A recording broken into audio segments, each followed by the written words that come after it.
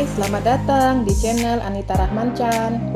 Dukung channelku ya dengan cara subscribe, like, comment, and share sebanyak-banyaknya ya.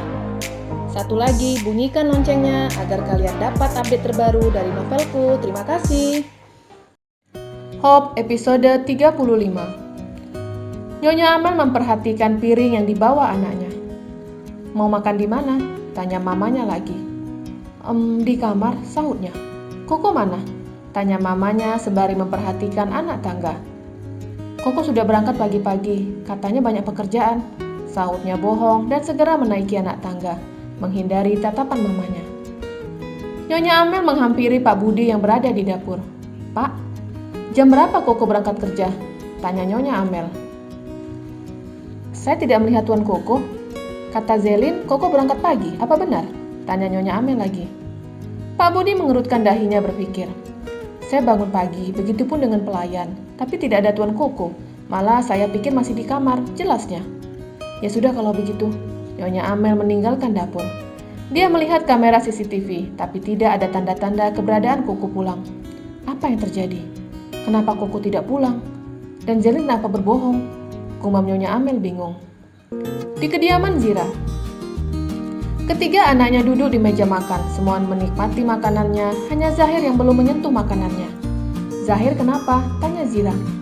Kenapa Uncle tidak datang? Tanyanya bingung. Mungkin Uncle sibuk, sahut Zira. Aku mau bertemu Uncle. Iya nanti, sahut Zira asal agar anaknya tidak merengek lagi. Selesai makan, Zira mengantarkan ketiga anaknya ke sekolah. Di dalam perjalanan, Zira mendapatkan panggilan dari pengacaranya. Tapi dia tidak menjawab panggilan itu. Mama kenapa tidak dijawab? Tanya Zen. Nanti Mama menghubungi balik. Zira tidak ingin anaknya tahu jika yang akan dibicarakan mereka tentang Sultan Haki. Ketiga anaknya telah sampai di sekolah. Zira langsung menghubungi pengacaranya. Ada kabar apa Pak? Tanyanya. Surat pemanggilan untuk Sultan Haki telah dibuat, tapi yang bersangkutan tidak ada di kota ini. Sepertinya kembali ke negaranya.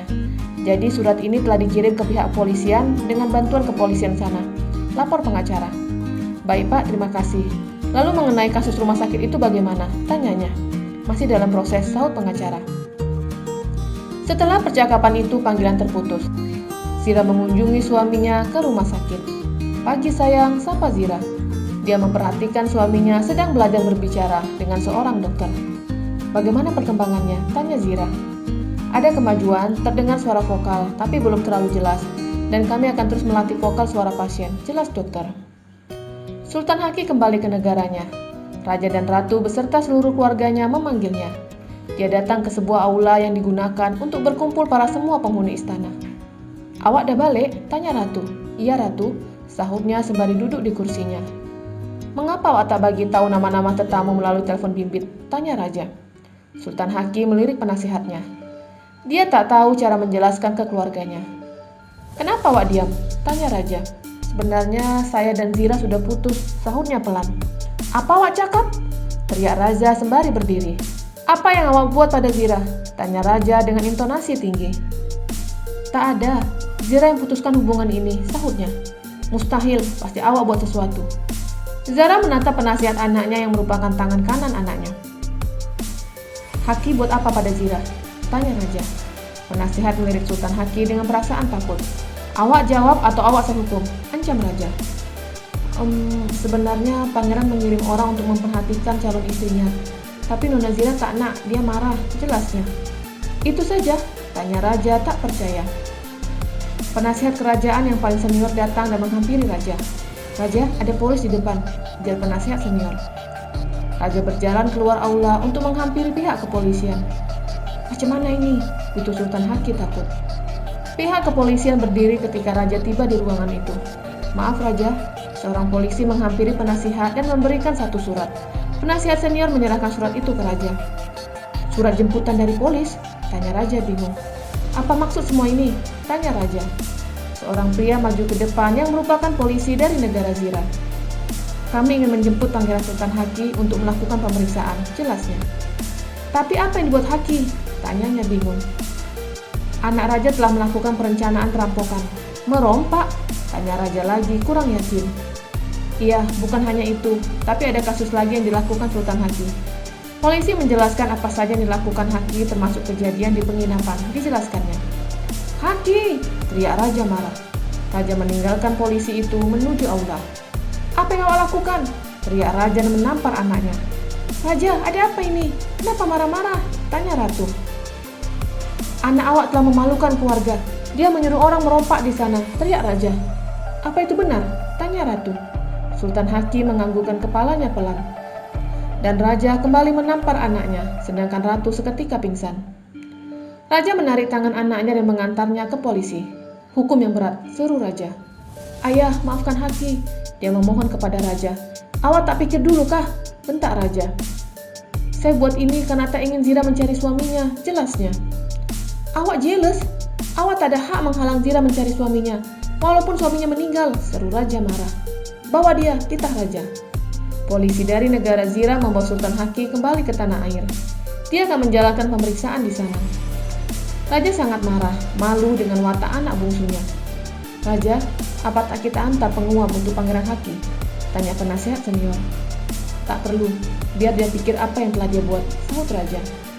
"Tapi jika berita ini sampai didengar orang ramai, maka kerajaan akan malu," ujar penasihat.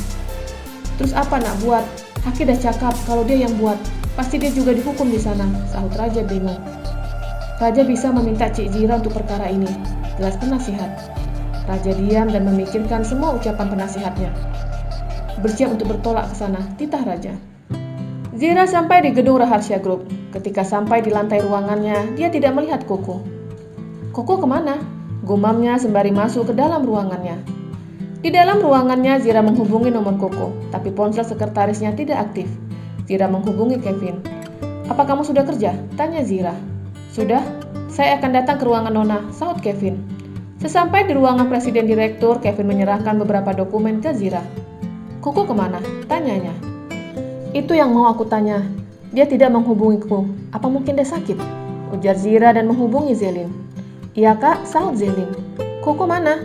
tanya Zira. Mendengar pertanyaan itu, Zelin yakin kalau suaminya tidak berangkat kerja. "Zelin, kenapa diam?" tanya Zira. "Ada kak," sahutnya bohong. "Apa dia sakit?" tanya Zira. Iya, dia sedikit pusing dan belum menghubungi kakak. Nanti kalau dia sudah bangun, aku suruh menghubungi kakak," ujar Zelin dan menutup panggilan secara sepihak. Zelin buru-buru meninggalkan mansion menuju apartemen suaminya. "Koko, jangan bertindak bodoh," gumamnya memikirkan yang aneh-aneh. Sesampai di apartemen, Zelin langsung berlari, membuka pintu apartemen, dan dia dapat melihat ruangan yang telah berantakan. Dia mencari keberadaan suaminya, dan dia menemukan suaminya dalam keadaan mematung. "Koko?"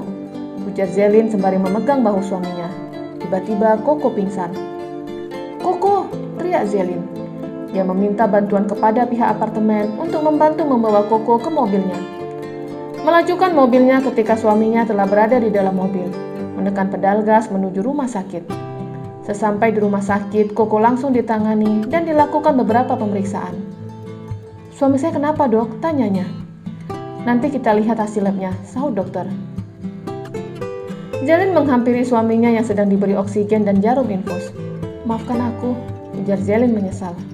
Dia merasa paling bersalah atas semuanya, menangis di samping tubuh suaminya. Hasil lab keluar. "Apa suami ibu sering meminum obat sakit kepala?" tanya dokter. "Tidak." "Memangnya kenapa, dok?" tanyanya. "Pasien meminum obat sakit kepala dengan dosis tinggi, dan itu dilarang jika tidak ada anjuran dari dokter," jelas dokter. "Beruntung pasien masih bisa bertahan." "Ya ampun Koko." Zelin menangis membayangkan kesedihan suaminya, semua karena ulahnya. Koko dipindahkan ke ruang perawatan. Dengan setia Zelin menemani suaminya. "Tia," teriak Zelin menangis di dalam sambungan telepon. "Zelin, ada apa?" tanya Tia bingung.